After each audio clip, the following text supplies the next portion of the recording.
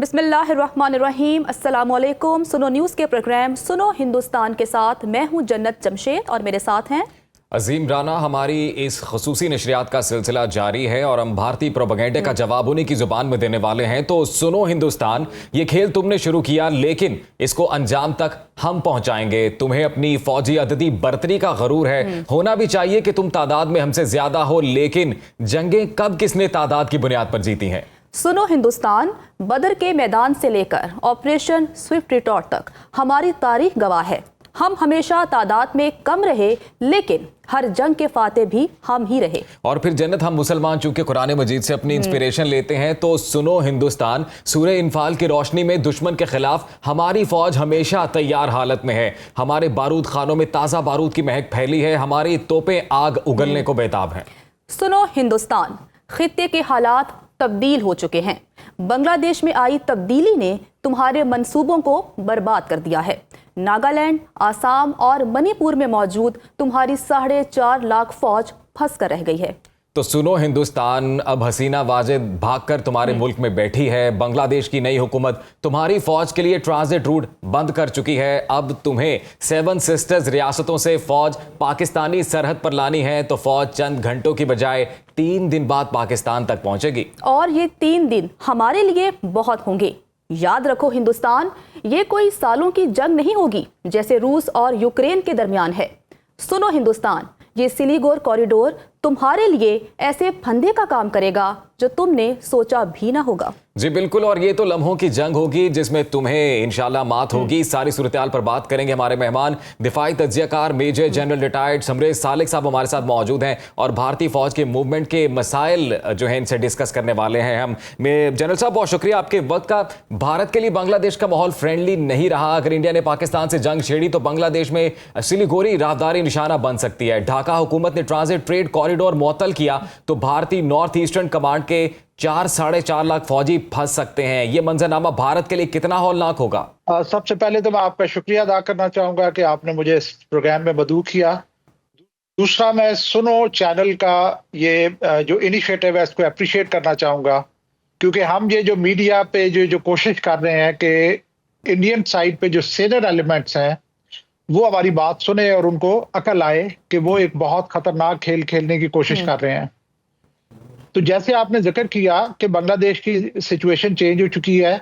हसीना वाजिद ने एक इंडिया के साथ एक एग्रीमेंट साइन किया था कॉरिडोर का, ट्रांसपोर्टेशन ऑफ ये जो फोर्सेस हैं जो 7 सिस्टर्स में 4.5 लाख के करीब सोल्जर्स उनके मौजूद हैं, इनको शिफ्ट करने के लिए ईस्टर्न बॉर्डर पे दैट इज हमारे बॉर्डर पे जी, तो इंडिया के वेस्टर्न बॉर्डर पे वो उसके लिए क्रिटिकल था। कोल्ड स्टार्ट स्ट्रेटेजी जो चंद दहाइयां पहले इंडिया लेके आया था, उसके लिए क्रिटिकल था कि ये फोर्सेस को इमीडिएटली हमारे बॉर्डर के ऊपर अवेलेबल हों।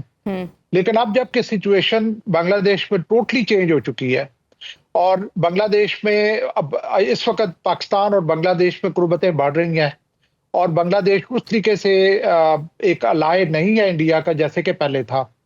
तो ये जो आप जिक्र कर रहे हैं सिलीगुड़ी कॉरिडोर, इसको चिकन नेक भी कहा जाता है। जी। जहां से इन फोर्सेस ने गुजरना है, ये 4.5 लाख फोर्सेस, हमने जब कभी भी वॉर प्लानिंग की है तो हमेशा हमने देखा है कि ये फोर्सेस इंडिया के लिए क्रिटिकल हैं।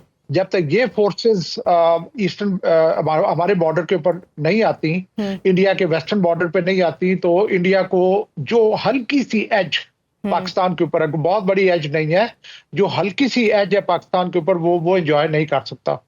तो इस सूरत में जैसे आपने कहा है कि उस पर बहुत टाइम लगेगा और सिलीगुड़ी कॉरिडोर जो है वो बहुत खूबसूरत, आपने कहा है कि वो उसके गले का फंदा साबित हो सकता है। और उस टाइम में जब मोबिलाइजेशन होती है, उस टाइम में पाकिस्तान जो है वो बहुत कुछ हासिल कर चुका होगा इंशाल्लाह।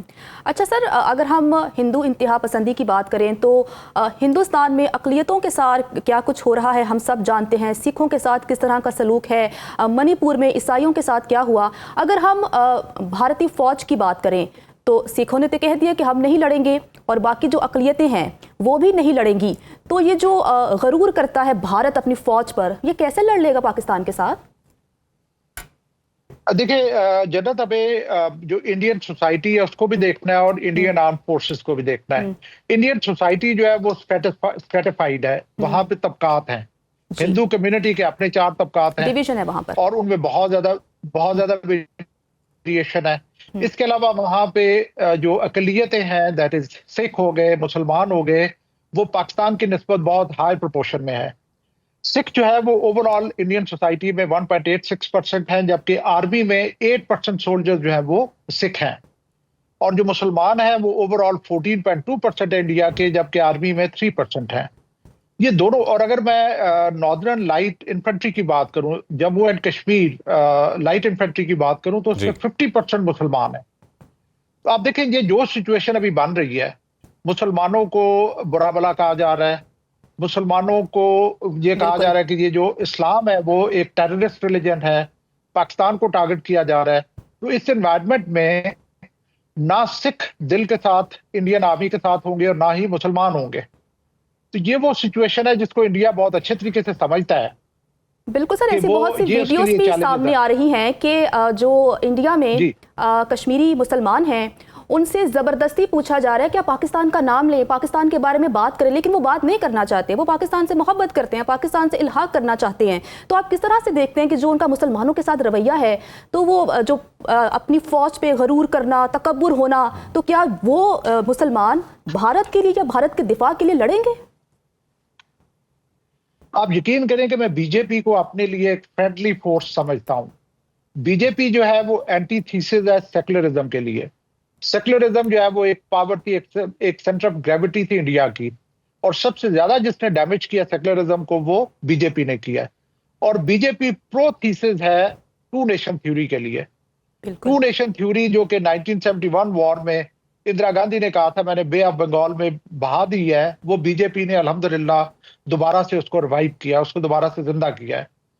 तो इन हालात में जबकि जो माइनॉरिटीज हैं उनके साथ जुल्म हो रहा है इंडिया में, तो मैं ये समझता हूं कि ये बहुत बड़ी वल्नरेबिलिटी है इंडिया की, कि इंडिया जो है वो उस तरह की अगर कोई मार का आजमाई करता है तो उसको मुंह की खानी पड़ेगी, ना सिर्फ हमारी साइड से बल्कि अंदर से भी। जी जनरल साहब, हम लोग चूंकि कुछ टेक्निकल पोजीशंस को डिस्कस कर रहे हैं, जैसे सिलीगुड़ी कॉरिडोर की स्पेशली हम बात कर रहे हैं। अब बांग्लादेश में अगर हम करंट पॉलिटिकल सिचुएशन देखें तो वो भारत के लिए उस तरह से साजगार नहीं है जिस तरह से हसीना वाजिद के टाइम में थी। तो कितनी इंपॉर्टेंस होगी इस वक्त बांग्लादेश की, और डिसाइसिव मोमेंट क्रिएट कर सकता है ये पाक भारत अगर जंग होती है तो? आप यकीन करें कि ये जो सिलीगुड़ी कॉरिडोर जिसका हम जिक्र कर रहे हैं, ना सिर्फ इसका लिंकेजेस बांग्लादेश के साथ हैं बल्कि इसके लिंकेजेस चाइना के साथ भी हैं। बिल्कुल। अगर आपको याद हो 2017 में दोकलम एक रीजन है भूटान का, जहां पे कि चाइना और इंडिया का स्टैंड ऑफ हुआ था, और उसके बार बार हम देखते हैं उसके बाद कई दफा यहाँ पे स्क्रमिशेस हो चुकी हैं। तो इसके लिंकेजेस दोनों तरफ से हैं। सिलीगुड़ी कॉरिडोर जो है ना वो इंडिया के लिए गले का फंदा साबित होगा। अगर ये फोर्सेस जो कि ईस्ट में बैठी हुई हैं, सेवन सिस्टर्स में, ये अगर इनकी जो मूवमेंट है वो टाइमली ना हो सके, या वो जो है वो उसमें टोटली रुकावट आ जाए, तो ये बहुत बड़ा एक धचका होगा इंडियन आर्मी के लिए, जो कि पाकिस्तान की माइट को फेस कर रहा होगा अपने वेस्टर्न बॉर्डर के ऊपर। अच्छा सर, अगर हम भारत की बात करें तो बहुत सी ऐसी तहरीकें चल रही हैं जो कि एक अलहदा स्टेट चाहती हैं, जैसा कि आपने सेवन सिस्टर्स की बात की, खालिस्तान मूवमेंट भी चल रही है। तो क्या इन हालात में हिंदुस्तान पाकिस्तान के खिलाफ जंग की गलती कर सकता है? देखिए, मैं यहाँ पे इंडिया की वल्नरेबिलिटीज का जिक्र करना चाहूंगा, और ये कम अज कम मैंने जो लिस्ट बनाई है वो 10 के करीब है। कश्मीर इंडिया की बहुत बड़ी वल्नरेबिलिटी है। सही। कश्मीर को इंडिया चाहता है कि ये बायलैटरल रहे, लेकिन वो अपनी हरकतों से उसको इंटरनेशनलाइज कर देता है। पंजाब एक बहुत बड़ी वल्नरेबिलिटी है। सिख कम्युनिटी कह रही है कि हम पाकिस्तान के खिलाफ नहीं लड़ेंगे। अभी मैं थोड़ी देर पहले देख रहा था कि पंजाब में एक पंजाबी का गाना लॉन्च हुआ है जो कि इंडिया ने बैन किया है, और वो उसका बेसिक जो अल्फाज यही है कि हम पाकिस्तान को किसी तरीके से भी मुर्दाबाद नहीं कह सकते।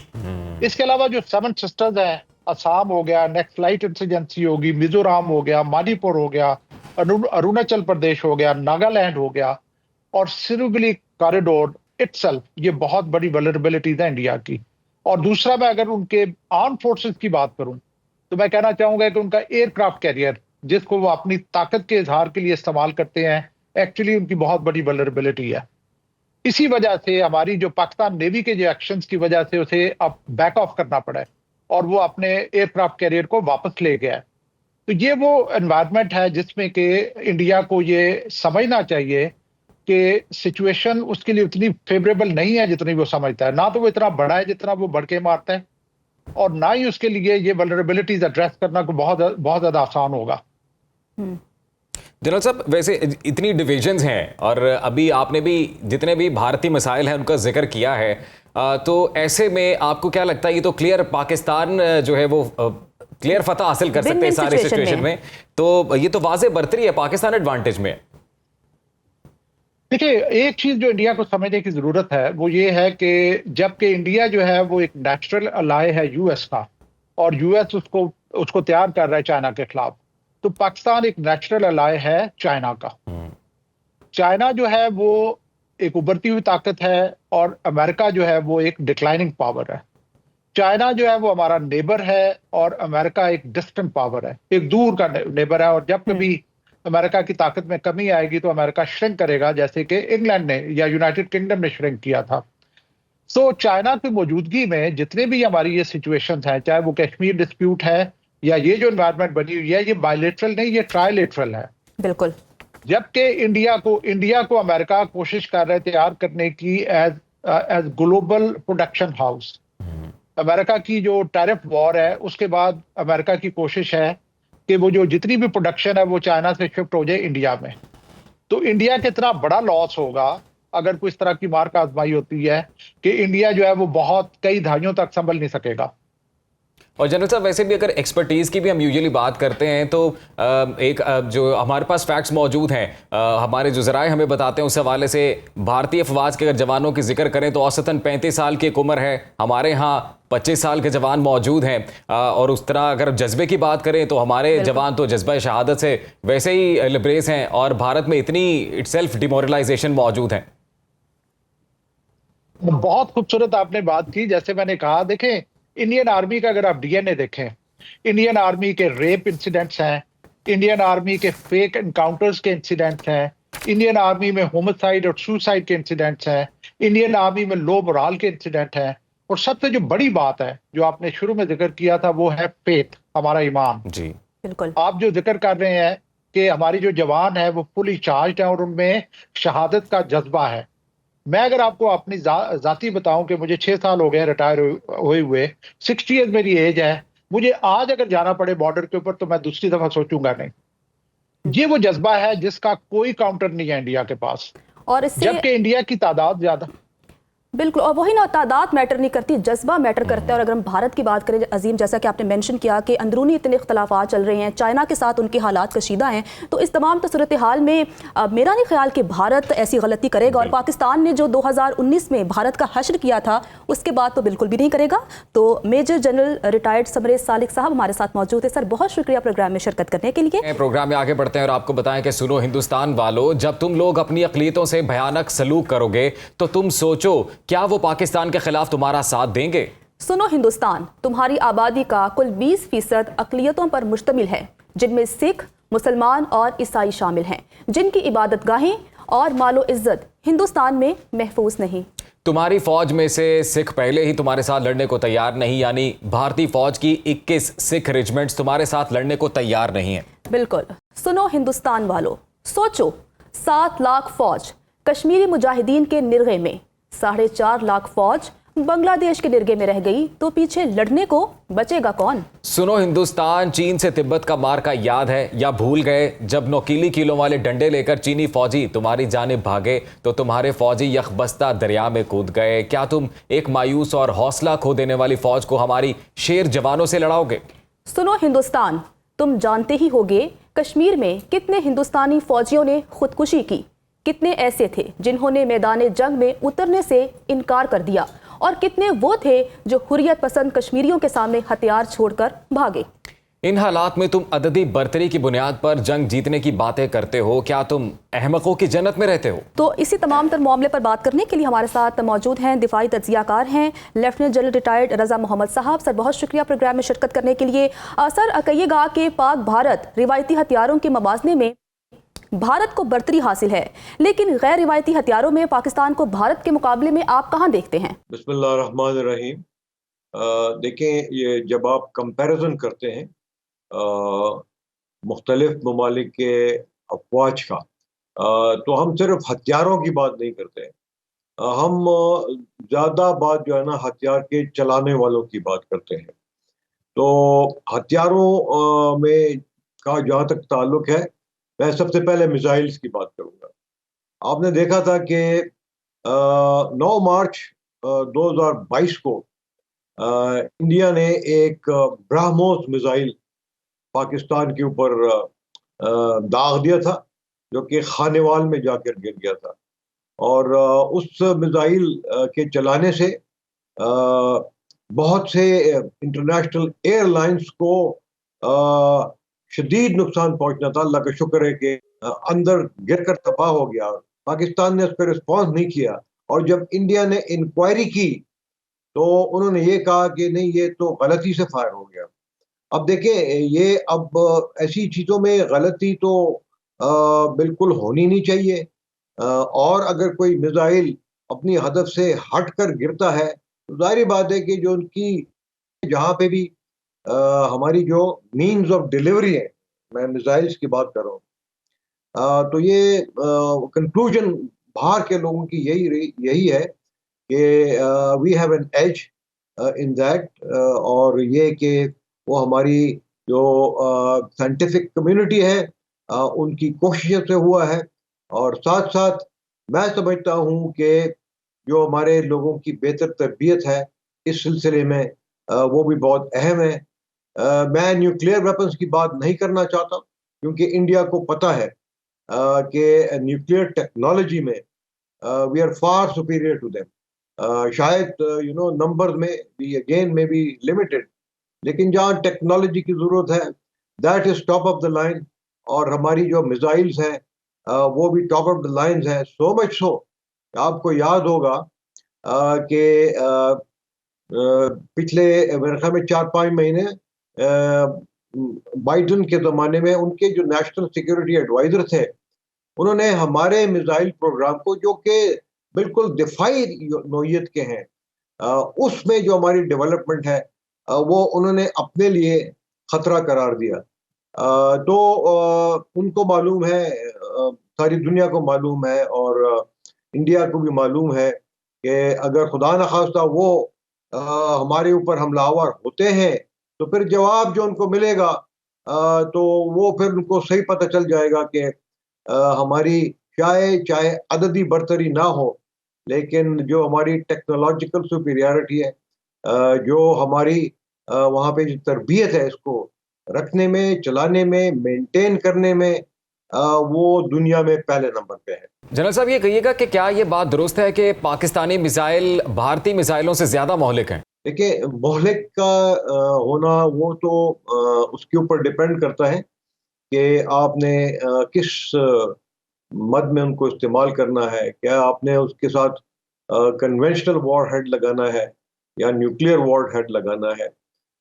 लेकिन जो भी आपने उसके साथ वॉर हेड लगाना हो, मैंने इस सवाल का जवाब पहले ही दे दिया है कि उस मद में हमारे जितने भी स्ट्रेटेजिक वेपन सिस्टम्स हैं वो भारत से बेहतर हैं, बल्कि दुनिया में टॉप रैंकिंग है। अच्छा बताइएगा कि पाकिस्तान का जो एटमी ज़ख़ीरा भारत के बराबर है, पाकिस्तान एटमी हथियार छोटे मिसाइलों से भी अपने हदफ तक मार सकते हैं, क्या ये खुसूसियात भारतीय मिसाइलों में हैं? लेकिन चाहे वो कोल्ड स्टार्ट करे या वार्म स्टार्ट करे, अ, वो हमारी अफवाज को पता है, और उसका जो रिस्पॉन्स है वो हमारे पास तैयार है।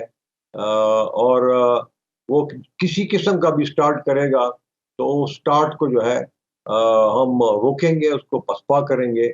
और जिस तरह मैंने पहले अर्ज किया कि देखें, अगर जंग का जवाब जो है उनका गलत है, मसलन अभी अगर वो पाकिस्तान के ऊपर हमला करते हैं तो बगैर किसी सबूत के पाकिस्तान के ऊपर दहशतगर्दी का इल्ज़ाम लगाया है। और अगर वो पाकिस्तान के पानी को रोकने की बात करते हैं, और पाकिस्तान उसकी वजह से अगर इंडिया और पाकिस्तान में जंग शुरू होती है, तो उनके जो जंग का जवाब है वो गलत होगा। अगर हमने अपना दिफा करना है, दिफाई जंग हम लड़ रहे हैं पाकिस्तान की बका के लिए, और हमारा जो कॉज है वो सच्चा कॉज है, तो उस पे बहुत ज़्यादा फर्क पड़ता है। और ये भी आपको मैं बताना चलूँ कि देखें, जो हमारी तरबियत है वो ना सिर्फ उनसे बेहतर है, इंडिया से बेहतर है, बट सारी दुनिया जानती है कि उनके आर्म फोर्सेस के सीनियर लोग हमारे इदारों में तरबियत लेने के लिए आते हैं। और ये उनका एक कलेक्टिव ओपिनियन है कि हमारी जो ट्रेनिंग इंस्टीट्यूशंस हैं वो दुनिया में बेहतरीन है। साथ ही इसमें बहुत ज़रूरी चीज़ है कि आपके पास किस तरह की क़यादत है। तो हमारी चूँकि लीडरशिप ऐसी है कि वो लीड फ्रॉम द फ्रंट करती है। वो अपने जवानों के लिए और फॉलोअर्स के लिए एक मिसाल कायम करती है। तो ये एक फोर्स मल्टीप्लायर है। और ये साथ-साथ बताऊँ कि जिस तरह कायद-ए-आज़म ने फरमाया था, पूरी नेशन के लिए उन्होंने एक मोट्टो दिया था, यूनिटी, फेथ एंड डिसिप्लिन का। तो जो पाकिस्तान मिलिट्री है, आर्म फोर्सेस हैं, वो अवाम की तरह इस मोट्टो के ऊपर अमल करती हैं, जो कि सबसे बड़ा मैं समझता हूँ एक फोर्स मल्टीप्लायर है। और एक और मिसाल आपको मैं देता हूँ कन्वेंशनल लेवल के ऊपर। ये देखिए, इंडिया का एक अर्जुन टैंक था, जो कि उन्होंने 1971 में बनाने की कोशिश की, चलाया उसको। 20 साल उनको लगे हैं। और वो टैंक जब तैयार हुआ तो इंडियन आर्मी ने उसको लेने से इनकार कर दिया, क्योंकि उसमें इतनी खामियां थी और उसकी कीमत इतनी ज़्यादा थी कि इंडियन आर्मी ने उसको नहीं लिया। ये भी एक एग्जाम्पल है कि इंडिया जो है ये टेक्नोलॉजी में हमसे सुपीरियर नहीं है। और एयर फोर्स की अगर मैं बात करूंगा, देखें तो ऑपरेशन स्विफ्ट पिटॉट, ये जो बालाकोट के ऊपर हमला हुआ था, तो उसके जवाब में जब पीएफ ने रिस्पांस दिया, तो आपने देखा कि ना सिर्फ इंडिया के 2 तैयारे गिराए हैं। आपको पता है अभिनंदन साहब के एपिसोड का, कि पाकिस्तानी फौज ने उसको चाय भी पिलाई। इस दफा अगर कोई आता है तो उसको कुछ नहीं, चाय नहीं पिलाई जाएगी। साथ साथ देखिए, वहां पे जवाबी तौर पर जब इंडियन एयरफोर्स ने एक्शन करना चाही, तो एक हेलीकॉप्टर, एयर डिफेंस का हेलीकॉप्टर था, जिसमें सीनियर आईएएफ के ऑफिसर सवार थे, और उन्होंने खुद ही अपने मिसाइल से अपने हेलीकॉप्टर का को निशाना बनाया, उसको, वो तबाह हो गया। और सारे उनके जो सीनियर ऑफिसर्स थे वो हलाक हो गए थे।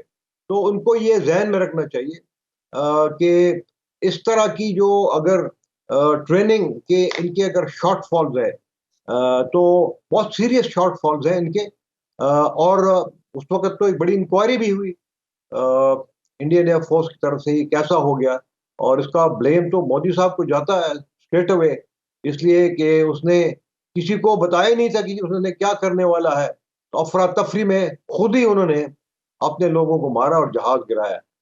तो ये भी एक सीरियस उनकी एक लिमिटेशन है, और उससे उनको सबक सीखना चाहिए कि अगर उन्होंने पाकिस्तान के ऊपर हमला किया, तो बहुत ही एक सुपीरियर फोर्स जो है उनके सामने खड़ी है, जो कि पाकिस्तान की दिफा के लिए, पाकिस्तान की सलामती के लिए हर किस्म की कुर्बानी देने के लिए तैयार है, और हर बंदा जान की बाजी लगाने को तैयार है। जनरल साहब, हिंदुस्तान अपनी कोल्ड स्टार्ट डॉक्ट्राइन के जरिए पाकिस्तान को रिवायती जंग में उलझाना चाहेगा, और अगर ऐसा हुआ तो पाकिस्तान अपनी दिफाई जंगी हिकमत अमली का इजहार कैसे करेगा?